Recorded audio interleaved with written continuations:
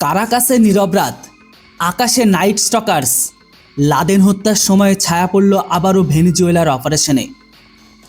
ভেনিজুয়েলার গভীর রাতে গোপন অভিযানে ডেল্টা ফোর্সের সঙ্গে নাইট স্টকার্স মোতায়েন। লাদেন হত্যার কৌশলের সঙ্গে মিল খুঁজেছেন একাধিক বিশেষজ্ঞরা। কারাকাস যখন গভীর ঘুমে, তখনই আকাশপথে নেমে এলো ইতিহাসের ছায়া।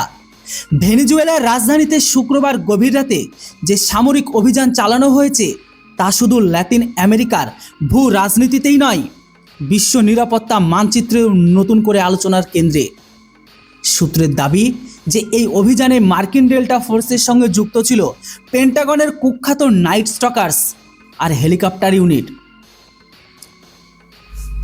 যে বাহিনী এক দশক আগে ওসামা বিন লাদেনের হত্যার সময় অন্ধকারের যুদ্ধ জয় করেছিল, মার্কিন সেনার এই গোপন অভিযানের সময় কার্যত অন্ধকারে ঢেকে ফেলা হয়েছিল গোটা কারাকাস। জানা যাচ্ছে আগাম প্রস্তুত রাখা হয়েছিল অন্তত 150টি সামরিক বিমান।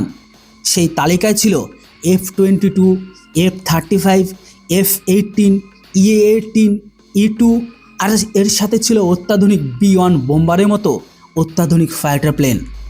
পাশাপাশি মোতায়েন ছিল আমেরিকার অত্যাধুনিক বা বিশ্বসেরা প্রিডেটর MQ-9B ড্রোন। এই তথ্য নিশ্চিত করেছেন আমেরিকার joint chief of staff Dan Caine. Night stalker আনুষ্ঠানিক নাম? হ্যাঁ, এবার আপনাদের বলে দিই যে নাইট স্টকার্স কি। তো নাইট স্টকার্স হচ্ছে আনুষ্ঠানিক নাম 160তম স্পেশাল অপারেশনস এভিয়েশন রেজিমেন্ট, যেটি গঠিত হয়েছিল 80-র দশকের গোড়ার দিকে।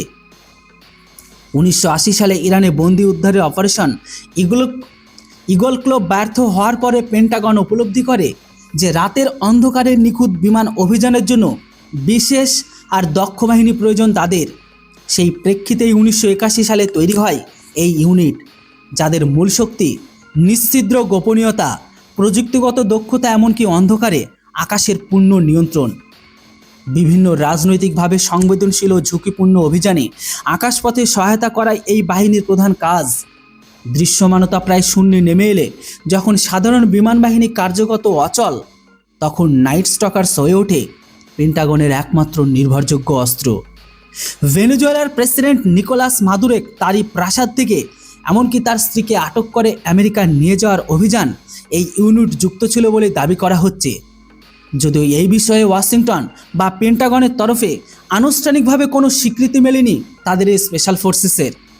তবে কারাকাসে যেভাবে রাতের অন্ধকারের নিখুঁত ছক কষে অভিযান চালানো হয়েছে, তাতে নাইট স্টকার্সের পরিচিতি কৌশলের সঙ্গে মিল খুঁজে পাচ্ছেন একাধিক সামরিক বিশেষজ্ঞরা। এই প্রথম নয়, কয়েক মাস আগেও ভেনেজুয়েলার আশেপাশে এই বিশেষ হেলিকপ্টার ইউনিটের সক্রিয়তা চোখে পড়েছিল। গত অক্টোবরে ওয়াশিংটন পোস্টের এক স্টেটমেন্টে জানিয়েছিল যে ক্যারিবিয়ান সাগরে মহড়া দিতে দেখা গিয়েছে নাইট স্টকার্সের হেলিকপ্টার। 80-র দশকে যাদের নজর ছিল মূলত পশ্চিম এশিয়ায়, সাম্প্রতিককালে তাদের কৌশলগত ফোকাস যে দক্ষিণ আমেরিকার দিকে ঘুরছে তা কিন্তু ক্রমেই স্পষ্ট। মাদুরোকের উৎখাতের পরিকল্পনা হঠাৎ কিন্তু তৈরি হয়নি। বছরের পর বছর ধরে সেই জাল বুনেছে মার্কিন প্রশাসন। 2020 সালে আমেরিকার আদালতে মাদক, সন্ত্রাসসহ একাধিক অভিযোগে অভিযুক্ত হন মাদুরো। ট্রাম্প প্রশাসন তার মাথার দাম ঘোষণা করেছিল $5 কোটি।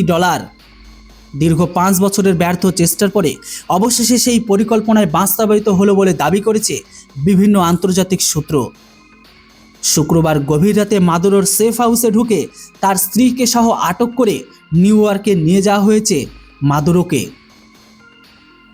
তবে যেটাই হোক, এখনো পর্যন্ত কিন্তু ভেনেজুয়েলার তরফ থেকে আমেরিকার ঘরের ভেতরে আক্রমণ করতে দেখা যায়নি, শুধুমাত্র স্টেটমেন্ট দিতেই দেখা গেছে।